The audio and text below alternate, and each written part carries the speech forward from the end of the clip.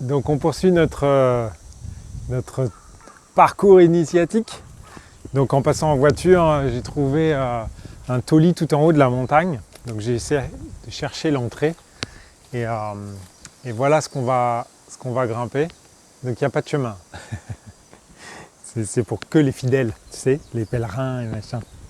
C'est pour le pèlerinage.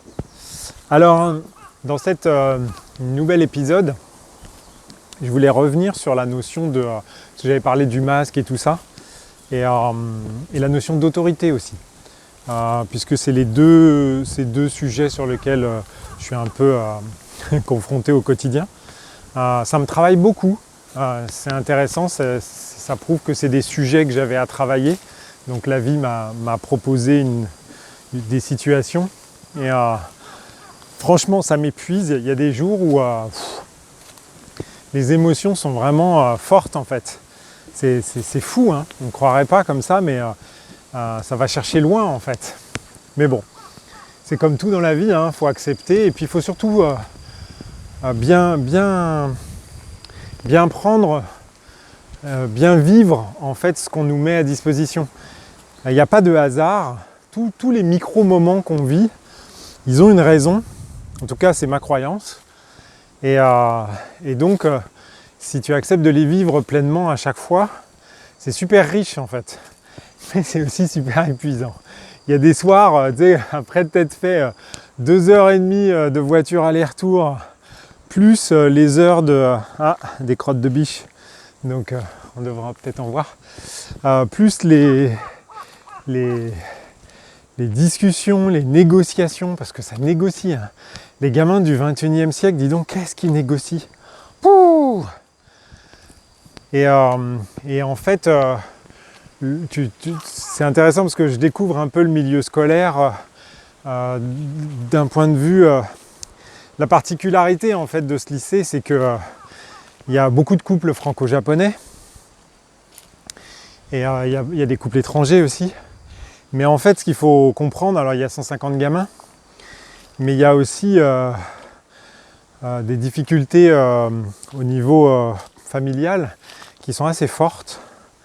Mais bon, c'est comme ça. La vie dans les couples franco-japonais, ou même, enfin peut-être, je sais pas pour les autres, mais c'est vrai que c'est compliqué. La culture est fondamentalement différente. Le seul point commun, c'est peut-être l'amour de la bouffe. Et encore, je crois que les Japonais l'aiment plus que nous. Mais après, c'est vraiment différent, quoi, hein, en termes de langue et tout ça. Et puis les gamins, ils ont 4 langues, hein, quand ils sont au collège. Déjà, les petits, déjà, c'est français et japonais, avec la volonté que l'anglais soit de plus en plus présent. Donc ça veut dire que les gamins, hein, ils n'ont pas trop le choix. Ils doivent bosser. Et donc, et parfois, il y en a qui ont plus de facilité dans une langue que dans l'autre. Alors si tu as plus de facilité dans le français alors que tu es au lycée français, ça va. Si tu as une plus grande facilité en japonais et que tu es au lycée français, c'est plus compliqué en fait. Donc les comportements des enfants, ils sont pas toujours... ils sont pas standards, on va dire. Ils sont pas standards. Et en fait, si je ramène la problématique du masque sur le tapis, c'est qu'elle est assez révélatrice. C'est-à-dire qu'il y a des gens, donc des parents et des enfants, enfin, il y a surtout des parents qui ont inculqué leur peur aux enfants. Donc il y a des gamins qui sont tétanisés, c'est-à-dire si tu mets le masque ici, ça y est, c'est mode panique. Et puis il y en a d'autres, comme je l'ai évoqué dans une autre vidéo, c'est genre je le porte pas, quoi. En plus de ça, vient s'ajouter sur le fait que parmi les grands, il y en a certains qui se sont fait vacciner, donc ils pensent que ça les dédouane de... Tu vois, ils n'ont pas tout bien compris, donc ça les dédouane de mettre le masque. Donc il y a tout cette espèce de micro... Enfin, c'est tout ce microcosme-là dans un maxi bazar. Je vais te montrer un truc. Tu vois, je me fatigue pour toi, mais regarde. Tu pourras dire, waouh, Denis, trop cool. Elle est pour toi, celle-là.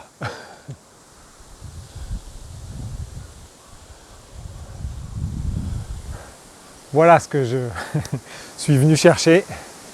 un peu de dépaysement, aussi bien là-dedans que dans les yeux. Ah bah ça continue à monter, alors on y va, c'est parti. Et en fait, on ne peut pas simplement dire, bah voilà, on change du jour au lendemain, parce que c'est pas si évident que ça. Et c'est peut-être d'ailleurs pour ça que je suis là. Bien évidemment, moi, ce que j'aimerais, c'est que les gamins puissent arrêter de le porter, tout simplement parce que c'est pas facile. Moi, je le porte toute la journée, ça me change. Et honnêtement, bah, je comprends, c'est pas facile. Donc j'aimerais bien que ça puisse évoluer. Le seul truc, c'est qu'il faut aussi prendre en compte, bah, pour ceux pour qui c'est plus difficile. Ça, c'est la ville, moins jolie.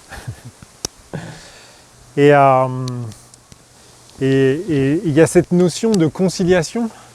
Il faut absolument trouver un compromis sur un équilibre qui n'est pas facile, parce que là, je dirais que ceux qui décident, ce n'est pas ceux qui le vivent au quotidien. C'est-à-dire que c'est souvent les parents qui décident pour leurs enfants. Et par conséquent, certains peuvent être à plusieurs centaines de kilomètres. Donc c'est toujours plus compliqué. Donc l'idée, c'est déjà d'amener le sujet sur le tapis, parce qu'il y en a certains qui pensent que c'est acté dans le marbre, alors que le monde dans lequel on est, il bouge en permanence et qu'il faut savoir s'adapter. Donc, et puis l'autre sujet que j'avais évoqué, c'est l'autorité, c'est-à-dire qu'à un moment donné, bah, si on décide de vivre ensemble avec des règles communes, dans ce cas-là, il faut les respecter en fait. Et la notion de rebelle ou la notion de c'est pas pour moi, ça ne peut pas s'appliquer en fait, en tout cas de mon point de vue, dans le sens où à un moment donné, bah non, je vais me mettre à rouler. Alors attends, parce que comme je suis au Japon, il faut que je fasse attention, mais si j'ai au France, et bah voilà, je vais me mettre à rouler à gauche. Parce que moi je rentre du Japon, c'est vachement plus facile pour moi, je prends les ronds-points, je les prends comme ça moi. Allez hop, je prends tout à gauche. Ah non, les Français vont dire, il est fou lui, tu vois. Donc à un moment donné, il faut trouver cet équilibre-là. Et c'est ça qui n'est pas forcément évident. Alors, ce qui m'intéressait, c'était de mettre ces deux notions-là en parallèle au sein du discours plus global de la vie en société, parce que on a commencé à comprendre que on avait laissé à d'autres le soin de faire des choix pour nous, et on s'aperçoit que ça ne nous convient plus en fait, et qu'il faut reprendre ça en main. Et c'est vrai que dans une école à la française, d'ailleurs il y aura bientôt plus que ça, puisque enfin ça va être vraiment un style bizarre, puisque là a priori même maintenant il n'y aura plus d'éducation nationale, ça sera les proviseurs qui vont embaucher les... Ah bah c'est cool, déjà bon, ça va être comme dans le BTP, que du copinage. Bon alors, ouais, je t'aime bien toi, tu vas faire histoire géo. Ouais, je sais t'es une quiche, mais tu leur parleras quand même de... tu vois, ça va être du grand n'importe quoi, mais bon, ça va être bien. Et justement, ça va nous permettre de, à un moment donné, est-ce qu'on va continuer à laisser faire, ou est-ce qu'on va trouver un mode de fonctionnement qui nous permette d'être plus cohérent avec ce qu'on est en fait. Dans le sens où aujourd'hui on a toujours des instances, et j'étais dans une réunion pas plus tard qu'hier soir sur les parents, sur les enseignants et tout ça qui essayent de s'organiser et tout. Et en fait, ce que tu t'aperçois, c'est qu'on cherche toujours des représentants. Il faut toujours qu'il y ait un représentant. Et alors avec la problématique du représentant, c'est que il est incarné par un être humain, un individu, qui potentiellement va, s'il l'ouvre trop, va se faire allumer, et inversement, qui peut avoir le défaut de parler de prêcher que pour sa paroisse. D'accord ? Donc la notion de représentant en elle-même, elle pose un vrai problème de vie en société. Et d'ailleurs aujourd'hui, on a un gars qui est à la tête d'un pays, mais il n'est même pas représentatif par rapport à l'ensemble de la population qui gouverne, tu vois. Donc déjà, ça pose des vraies questions, quoi. J'essaye de te montrer qu'il y a des aigles qui volent, mais avec comment on appelle ça, le contre-jour, on ne les voit pas, mais ils sont juste là, en fait. Ils planent, c'est magique, en fait. Vraiment magique. Et en fait, ce qui est intéressant, c'est que je vais être un peu dur, mais c'est un peu comme dans Samadhi. Tu sais, à un moment donné, il dit, j'adore cette phrase, il dit tout le monde veut un sauveur, mais personne ne veut se mettre sur la croix. Et en fait, c'est un peu ça. C'est-à-dire qu'on est tous prêts à donner son avis, on est tous prêts à vouloir faire en sorte que ça change, que ça évolue, que ça soit plus égalitaire ou des choses comme ça. Mais d'un autre côté, il faut que ça soit l'autre qui vienne porter la bonne parole, en fait. Et je pense que ça, c'est des systèmes qui ne fonctionnent pas, en fait. Alors, j'ai pas de solution, hein. Je ne veux pas faire style, mais à un moment donné, quand on a un système qui ne marche pas et qu'on constate de grosses dérives, à un moment donné, il faut en changer. Et en fait, je crois que tout le monde, on est un peu dans ah ouais, mais j'ai pas de coordonnées à mettre dans mon GPS, donc j'y vais pas, en fait. Tu vois ? Et ça fait un parallèle un peu avec tout ce que je vis, ne serait-ce que le fait d'aujourd'hui. Tu vois, j'ai pas mis de coordonnées GPS. Je me suis dit, comme d'habitude, j'aime bien aller à la mer pour changer d'air et tout ça, parce que je vis dans la campagne et que c'est pas très loin. Mais à un moment donné, tu suis le mouvement. Tu vois, ce sanctuaire-là, tu as vu la vue qu'on a, on la trouve par hasard, cette vue-là. Tu vois, parce qu'on décide de monter à un moment donné. Mais faut avoir fait plein de chemins avant d'y arriver. D'accord ? Donc cette notion de sans arrêt, il faut qu'on sache où on va, avant de partir, ça me gêne un peu parce que ça nous bloque, en fait. Ça ne nous permet pas de prendre possession de la puissance créatrice qu'on a. Parce qu'en fait, nous, on est capable de marcher dans le noir et de créer le prochain, je dirais la prochaine marche, le prochain sol au fur et à mesure qu'on avance, en fait. Tu vois ? D'ailleurs, là, je voudrais te montrer, je ne sais pas si tu vois, mais c'est du lichen, tu vois. Je ne sais pas si tu vois mon pied. Est-ce que tu vois mon pied ? C'est tout mou.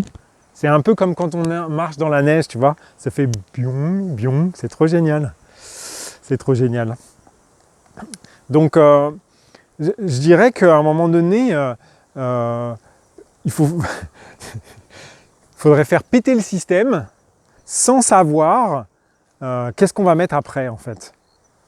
Parce que l'autre fois, j'ai vu une conférence d'une juriste qui voulait nous remettre les comment on appelle ça là, le compagnonnage, c'est ça, les trucs, tu vois, verticaux en termes de métier, tu vois, genre les compagnons de machin, par exemple l'informatique, la boucherie, le machin et tout ça, avec des gestions autonomes, tu vois, c'est-à-dire que à l'époque avant la Révolution, là, il y avait ce genre de système, ce qui permettait d'avoir une gestion de la société qui était beaucoup plus structurée, en fait.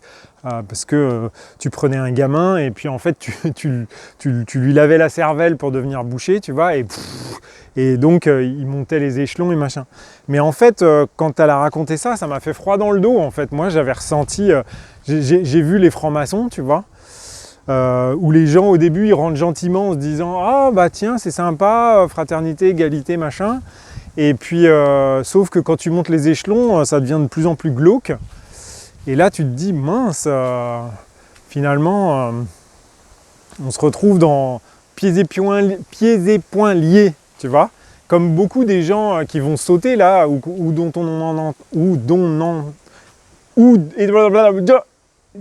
dont on n'a pas de nouvelles, qui ne font plus d'apparition étrangement, d'accord ?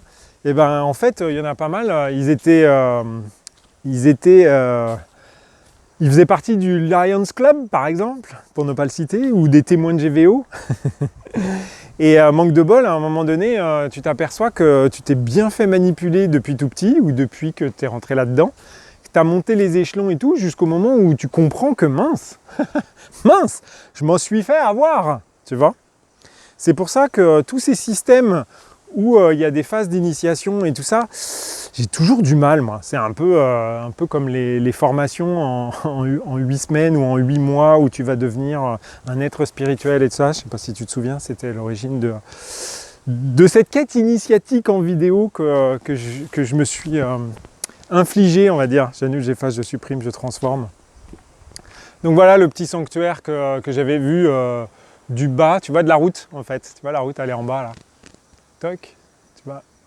C'est ça que j'avais vu. Voilà, bah tu vois, comme quoi la vie nous offre des opportunités qui sont insoupçonnables. C'est pour ça qu'il ne faut pas avoir d'a priori, il ne faut pas apprendre de manuel, il ne faut pas se dire je vais partir en vacances en mettant les coordonnées du GPS dans le machin pour pas qu'on se perde. Bah si, il faut se perdre en fait. Et je pense que c'est un peu ça qu'il faudrait qu'on arrive à insuffler. Je ne sais pas encore comment le mettre dans la matière, cette notion d'aléatoire ou d'inconnu, tu vois.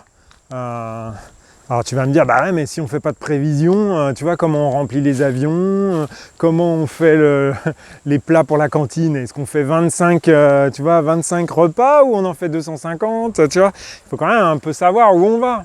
Bah oui, c'est un peu ça, mais c'est un peu la même dualité qu'on a dans la matière. Dans la matière, à un moment donné, quand tu regardes les électrons, pof, ils passent par telle fente. Puis dès que tu arrêtes de les regarder, c'est le bazar, on est sur un phénomène ondulatoire. Bah là, c'est peut-être un peu ça. Tu vois, il y a un truc. Je ne sais pas encore comment te dire ça, mais je ne sais pas encore me le dire aussi, tu vois. Donc ça fera l'objet probablement d'une prochaine vidéo. Allez, je monte sur le banc pour défier l'altitude et je te souhaite plein de bonnes choses.